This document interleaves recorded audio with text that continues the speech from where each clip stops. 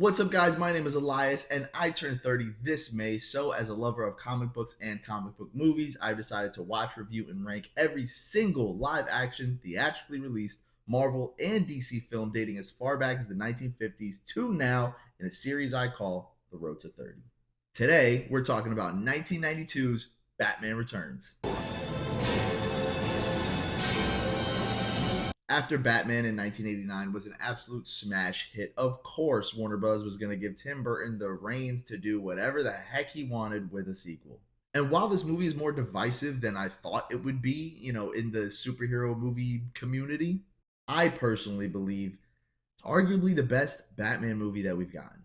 Tim Burton's signature style is in full effect here, as the movie is just super gothic and super weird and really dark. Like, the movie starts with baby Penguin being tossed off a bridge into the river by his parents because he looked like a freak. Like, that's insane. That's how we're starting the movie, and then the whole Danny Elfman score of da da da da is literally playing while he's in the water, like getting into the where he's gonna make his home eventually, like in the underground cave. Dude, it's insane. Like, that's how you start a Batman movie. Speaking of Penguin, too, I mean, Danny DeVito as the Penguin. I don't think you could get better casting than that. I love what Colin Farrell has done with the role in the Robert Pattinson universe and in that show that he came out in. But this is my Penguin. Like, I picture him as like a freaky little dude with fins who just wants to like shoot people with umbrellas, and that's what I get. He has an army of penguins with rockets attached to their backs, and that's just the kind of insanity that I am here for. Michelle Pfeiffer's Catwoman, easily the best Catwoman. I don't want to hear it. There's no debate about it. She's the best. She absolutely killed that role and just plays that perfect, like, kind of naive Selena Kyle, and then once she essentially dies by Christopher Walken's Max Shrek, who was made up for this movie, but he absolutely killed it with his Walkenisms. Once she dies and she comes back as Catwoman, she's completely unhinged, and you can't tell whether she's like in her right mind or not. And even when she's in the suit, when she's out the suit, and the dynamic that she has with Michael Keaton's Batman, like all of it is just so like engaging and just interesting. And like I could see like an entire movie of just them just kind of going at it and or loving each other like on the side, which I mean their chemistry is impeccable. So I don't know.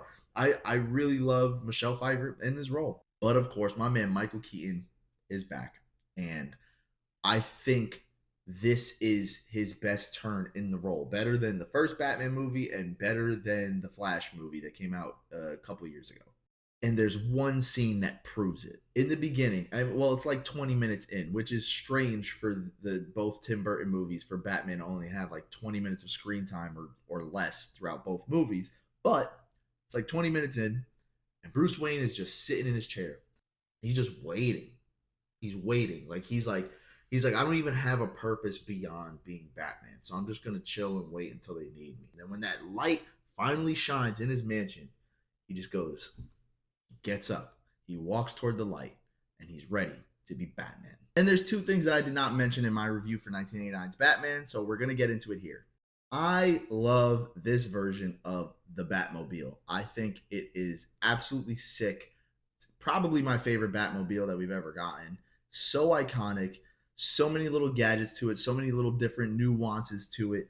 And I just love that it's just such like a weird thing from the 90s that it stands out from everything else. And the second thing that I forgot to mention in the last video was the suit. I was not the biggest fan of the suit from the first movie. It looks a little too loose. I prefer like a more form-fitted suit.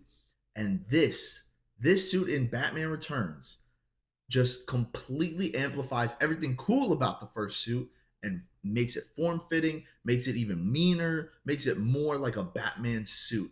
And I so dig that. It's more armor plated. He looks like, even though he rips his mask off with rubber at the end, like it was rubber at the end of the movie, it just looks so much cooler than I could have imagined. And what I really love about this movie is that the theme of identity is interwoven throughout the entire screenplay. There's one scene where Bruce Wayne and Selena Kyle are at this ball, and it's toward the end of the movie. It's at the end of the movie, essentially. and they dance with each other, and then their identities are revealed. But if you really, that's not what I'm harping on. What I'm harping on about the theme of identity in this movie is that everyone else is masked up. Everybody else has masks on, but Selena and Bruce do not, because Bruce Wayne and Selena Kyle are their actual masks, whereas Batman and Catwoman are who they actually are. And I just think, of course, I couldn't appreciate that as a kid watching this movie, which this was another one I rewound on the VHS constantly, almost broke the friggin' tape. But as an adult, I really just resonate with this version. And it's so 90s coded, but it doesn't feel outdated. And I think just this was just another lightning in the bottle moment where Tim Burton, Michael Keaton, everybody else involved, they just cooked. Overall, I'm sorry. I'm putting this movie in the Z tier of my rating scale. Y'all have not heard of the Z tier yet, but that's a perfect 10 out of 10. I freaking love this movie. Any issues that I could nitpick about it doesn't even matter. It's such a great time. It's such a great version of the story. And guess what? I don't care what you say. It's a Christmas movie, and it's easily top 5 Christmas movies of all time for me. I sorry, sorry, not sorry. From the performances to the cinematography to the aesthetics to the sound design to the score to the action to the suit, the Batmobile, the gadgets, dude. Whoever doesn't like this movie, I don't trust you. I can't. I'm sorry.